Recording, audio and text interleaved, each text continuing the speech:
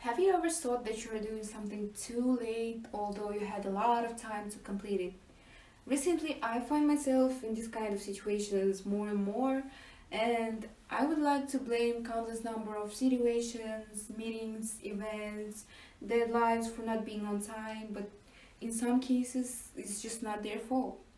And once I read from the magazine that they had a story about like saving up an extra time in a day for some people, and the idea was that they shave a bit of time from everyday activities, add them up and get the time like to do some good stuff.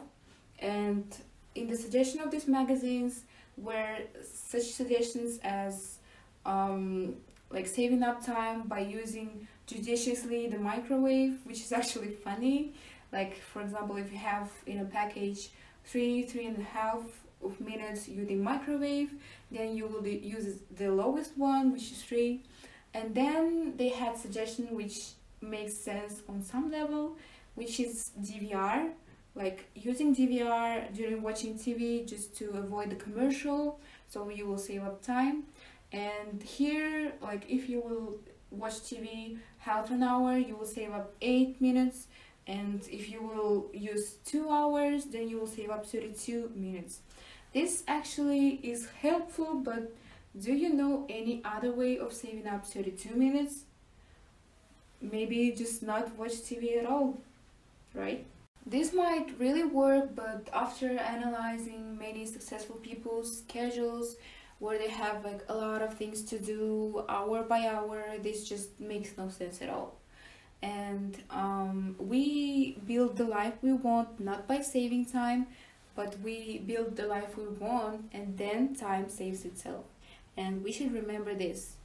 I also recently read the time diary drop like project of the specialist in time management sphere, and she made a survey about business women lives, and these women actually had their kids to care for, parents to care for, businesses, jobs, community commitments, and in general they were like busy people.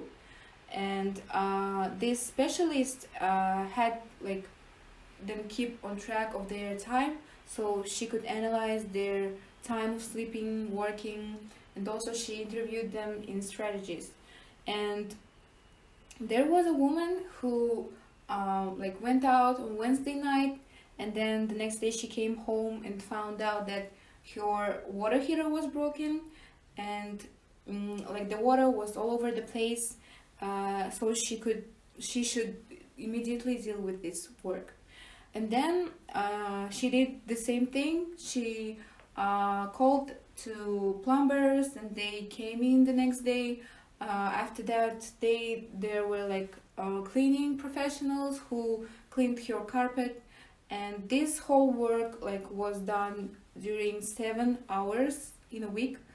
And 7 hours you may consider as extra hour in a day, and actually she could find this time. But I'm sure that if you would ask her about like maybe could you have time to I don't know 7 hours to prepare for triathlon, or could you have 7 hours to be a mentor of some people, she would definitely answer as some of us would answer. Not just some, but all of us would answer, which is no, can't you see how busy I am? And what this shows us is that time is highly elastic. And of course, we cannot have more time, but time can be stretched. And so here the key to time management is treating our priorities as the equivalent of that broken water heater for that woman. I like to use language from one of the busiest people from my surroundings, and I remember it was Thursday morning when she was not available to speak with me, and the reason was that she was out for a hike. Because it was a great spring morning, she wanted to have a hike, and of course it made me like intrigued even more. And after that, when I had time to catch up with her, she explained it to me like this. And she said, Listen, Ayaulym, everything I do and every minute I spend is my choice. So here, rather than saying, I don't have time to do this and that, she would rather say, I don't do this and that because it's not a priority. So here it means that most of the time, it's I don't have time means it's not a priority. If you think about it, that's really more accurate language. And for example, if I would say that I have no time to clean my room, of course that's not true. If you would offer me like 100,000 tenge to clean my room up, of course I would get to it pretty quickly. So since it's not gonna happen, I acknowledge that this is not matter of like lacking of time, but it's just I don't want to do it. However, there are 168 hours a week.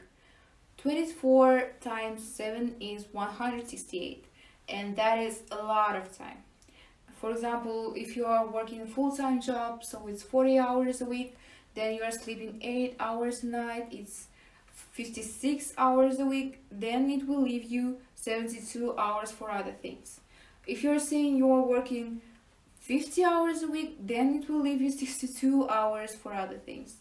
If you are saying that you're working 60 or more, are you sure about that?